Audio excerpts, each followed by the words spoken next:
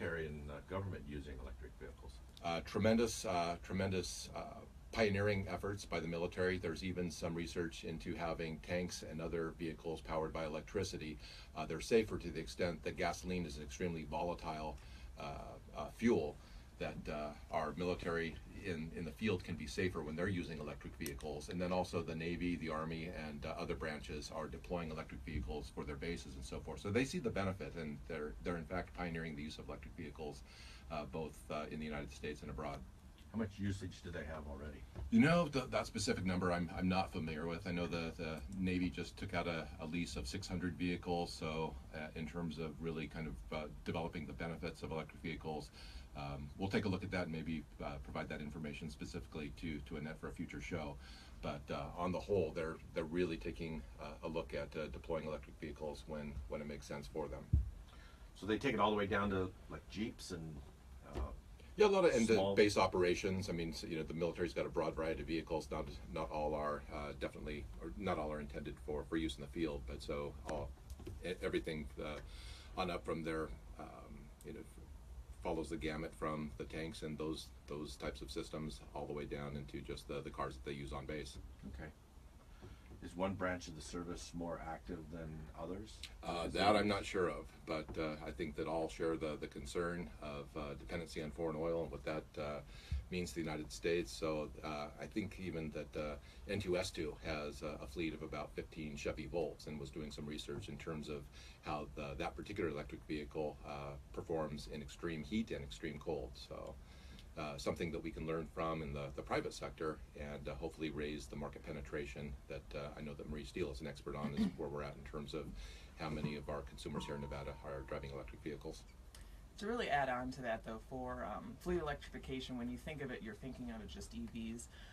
The military also focuses on off-road transportation, so they're also doing forklifts and anything that's on base that uses a fuel, so it's not just cars.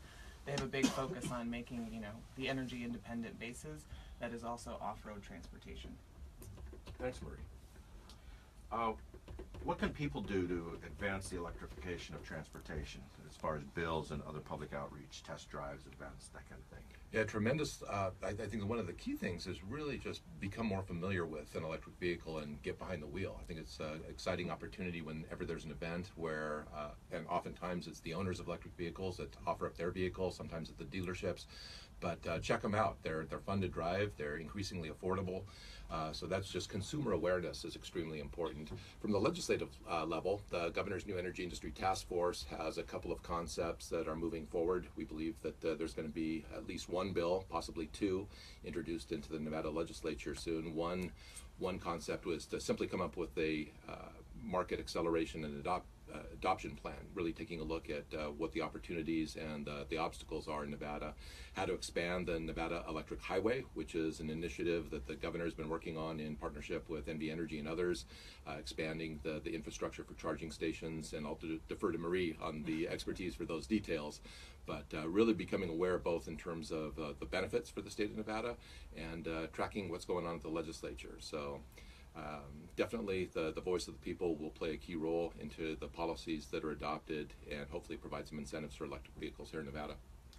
I think from a consumer perspective, to just step back, is that to understand where the market is at. So I do a lot of education and outreach and just helping people understand what's going on with the electric vehicle market.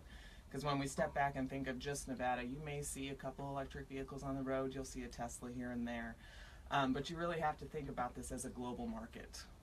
This is a consumer market that these big OEM companies are in the entire globe, and it's actually a much larger market. One that you actually wouldn't think is the largest one is actually China. That's the fastest growing one. So really to think about the money that's being infused at the federal level there, that there's incredible growth, that there's more cars, and especially a large burgeoning market like California. Great. And we are drawing close to the need to go out and let our sponsors help pay for our program. So with that, we'll break away for a couple of commercials, and then we'll be right back. Thanks, everybody. Thanks. Thank you. Okay, just for the record,